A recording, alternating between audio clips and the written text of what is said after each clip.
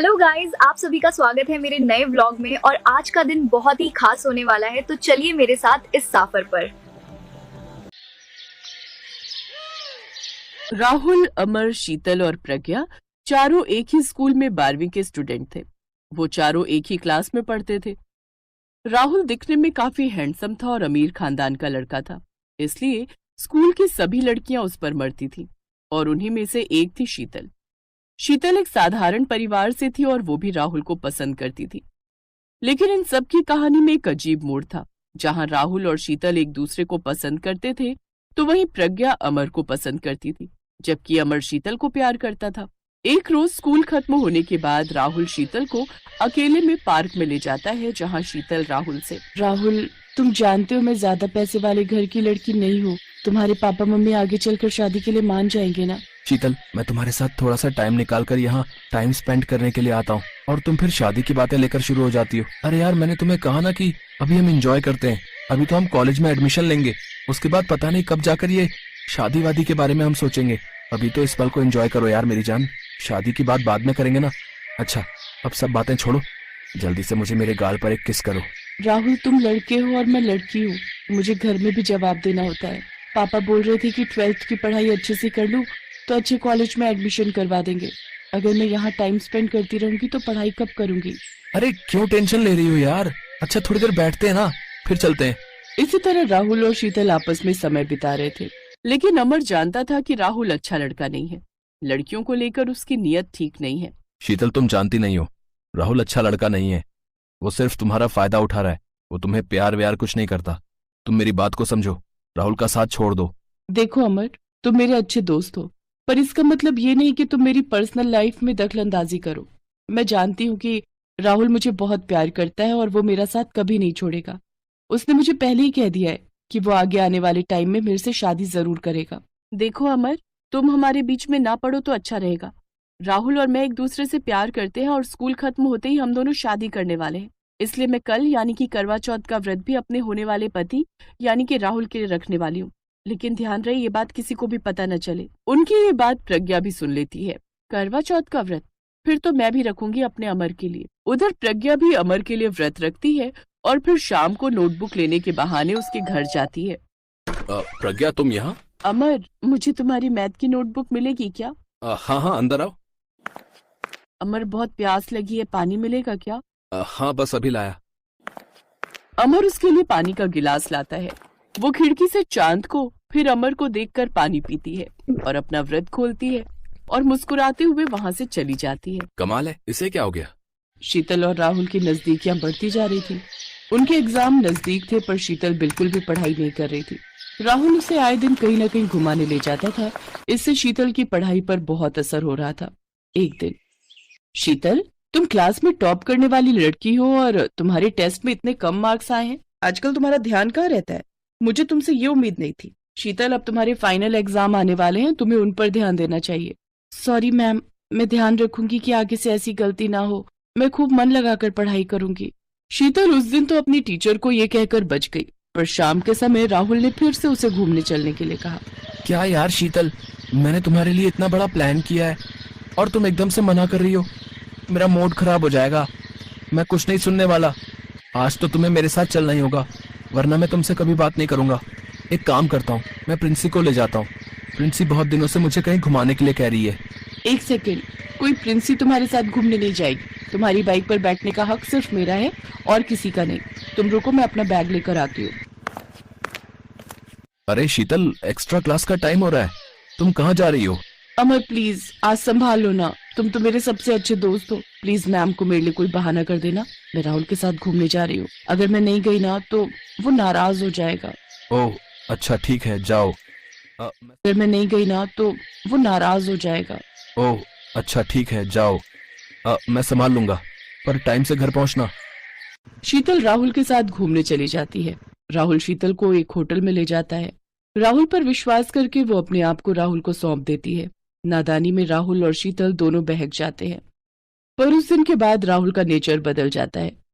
शीतल जब भी उससे बातें करने की कोशिश करती, राहुल उससे दूर होने की कोशिश करता। कुछ दिनों बाद शीतल को पता चलता है कि वो प्रेग्नेंट हो गई है और वो माँ बनने वाली है। राहुल, मैं बहुत परेशान हूँ। मैं कब से तुमसे मिलने की कोशिश कर रही थी, पर तुम हो कि मुझसे बात ही नहीं करते हो। राहुल, मैं प्रेग्नेंट हूँ, मैं माँ बनने वाली हूँ। मुझे बहुत घबराहट हो रही है। मुझे लगता है हमें अपने अपने घर वालों को इस बारे में बता देना चाहिए ताकि हमारी शादी हो सके। कैसी बातें कर रही हो शीतल? मैं भी खुद बच्चा हूँ। मैं एक बच्चे का बोझ कैसे संभाल सकता हूँ? मेरी मानो तो ये बच्चा गिरा दो। अरे वो तो मजे मजे में हो गया। क्या करोगे इस बच्चे को रखकर? मेरे साथ चलो, मैं भी तुम्हारा अबॉर्शन करवा देता हूँ। राहुल की बात सुनकर शीतल उसे जोर से चांटा लगाती है। तुम्हें शर्म आनी चाहिए राहुल। मुझे तो लगा कि हमारे प्यार की निशानी को तुम दुनिया के सामने स्वीकार करोगे, पर नहीं, तुम तो कायर हो। अरे तो जैसी पता नहीं कितनी मेरे आगे पीछे घूमती है। तू खुद आई थी मेरे पास चलकर, मैं नहीं आया था। तू सिर्फ मेरे पैसे पे मरती थी, इसीलिए तू मेरे आगे पीछे घूमती थी। मुझे क्या पता था कि तू गोंद की तरह मेरे से चिपकने की कोशिश करेगी। एक बात कान खोलकर सुन ले, मेरा अब तुझसे कोई वास्ता नहीं है। और हाँ, ज्यादा चू चपड़ की तो सबके सामने बदनाम कर दूंगा। अरे कैसे बताएगी? कोई सबूत है कि ये बच्चा मेरा है? राहुल शीतल के मुंह पर उसकी बुरी वाली बेइज्जती करके चला जाता है। शीतल बहुत रोती है। उन दोनों की ये सारी बातें अमर सुन लेता है और वो शीतल के पास जाता है। अमर, तुमने ठीक कहा था, राहुल अच्छा लड़का नहीं है। उसने मुझे बस शीतल, मैं सारी बातें सुन चुका हूँ। मैं चाहूं तो अभी राहुल को सबक सिखा सकता हूँ, पर मुझे तुम्हारी चिंता है। मुझे तुम्हारी इज्जत की परवाह है। मैं जानता हूं राहुल कितना गिर सकता है। तुम घबराओ नहीं शीतल, मैं इस बच्चे को अपना नाम दूंगा। मैं तुमसे शादी करूंगा। हम कल ही स्कूल में शादी करेंगे। पर अमर, तुम तो सब कुछ जानते हो, फिर भी मेरे लिए। शीतल, मैंने तुम्हें हमेशा से ही सच्चा प्यार किया है। मैं तुम पर और इस बच्चे पर कोई आंच नहीं आने दूंगा। प्रज्ञा उन दोनों की सारी बातें सुन लेती है, लेकिन प्रज्ञा को अमर के इस फैसले पर नाज था। मुझे नाज है कि मैंने इतने अच्छे लड़के से प्यार किया। उस दिन के बाद प्रज्ञा वो स्कूल छोड़कर हमेशा हमेशा के लिए अमर का प्यार अपने दिल में दबाए उस शहर से चली जाती है। अगले दिन अमर और शीतल अपने कुछ दोस्तों के सामने स्कूल के कमरे में एक दूसरे को जयमाला पहनाते हैं और अमर शीतल की मांग में सिंदूर भर देता है। शीतल की आंखों में आंसू थे। वो अमर से गले लगकर बहुत रोती है। मुझे माफ कर दो अमर, मुझसे बहुत बड़ी गलती हो गई। तुमने जो आज मेरे लिए किया है वो कोई भी नहीं करता। उसके लिए बहुत बड़ा दिल चाहिए जो सिर्फ तुम्हारे पास है। Thank you Amar, thank you so much. चुप हो जाओ शीतल। देखो, अब तुम्हारी सारी परेशानियां मेरी परेशानियां हैं। तुम्हारी जिंदगी के सारे दुख मुझे दे दो। मैं तुम्हें सारी खुशियां देना चाहता हूँ। अमर और शीतल अभी बात कर ही रहे थे कि तभी उनकी टीचर वहां जाती है और वो गुस्से में अमर और शीतल को प्रिंसिपल के ऑफिस लेकर जाती है। वहीं शीतल के पापा को बुलाया जाता है। शीतल को अपने पापा के साथ घर भेज दिया जाता है। वहीं शीतल के पापा ने अमर को बुलाया और उसे जोरदार चांटा लगाया। देखा कल्याणी, तुम्हारी बेटी स्कूल में ये गुल खिलाती है। इस लड़के के साथ शादी की है। मैं तुझे जिंदा नहीं छोड़ूंगा। सुनिए, मारिए मत, अब ये आपकी बेटी का पति है। पापा, अमर को मत मारो। अमर की इसमें कोई गलती नहीं है। मैं आपको सब सच बताती हूँ। प्लीज पापा, अमर को मत मारो। शीतल अपने माता पिता को सारी सच्चाई बताती है कि सारी गलती उसी की थी। अमर ने अपनी दोस्त का साथ देकर उसकी इज्जत बदनाम होने से बचाई है।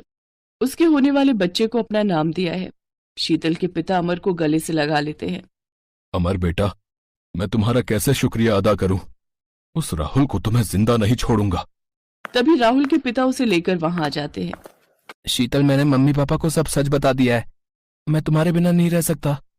मैं तुम्हें और हमारे बच्चे को स्वीकार करता हूँ। शीतल, मुझे माफ कर दो। तुमने आने में बहुत देर कर दी राहुल। अब मैं अमर की पत्नी हूँ और ये बच्चा भी अमर और मेरा है। तुम यहाँ से जा सकते हो। जीती रहो बेटी। मैं जानता हूं मेरे बेटे राहुल ने तुम्हें खोकर दुनिया की सबसे बड़ी गलती की है। खुश रहो बेटी। राहुल वहां से शर्मिंदा होकर अपने पिता के साथ वापस लौट जाता है। अमर शीतल के प्रति अपनी सारी जिम्मेदारियां निभाता है और वक्त के साथ साथ सब कुछ ठीक हो जाता है। दोनों एक दूसरे का साथ पाकर बहुत खुश थे। दोनों एक साथ अपनी पढ़ाई भी पूरी करते हैं। शीतल अपने बच्चे को भी संभालती है। कुछ सालों बाद अमर की अच्छी नौकरी लग जाती है और वो अपनी पत्नी और बच्चे की जिम्मेदारी बहुत अच्छे से संभालने लगता है। शीतल भी अपनी छोटी सी दुनिया में अपने पति और बच्चे के साथ बहुत खुश थी। मेरे YouTube चैनल को लाइक, सब्सक्राइब और शेयर कर दीजिए ताकि आपको हमारे आने वाले सभी नए और मजेदार वीडियोस की जानकारी तुरंत मिलती रहे। धन्यवाद।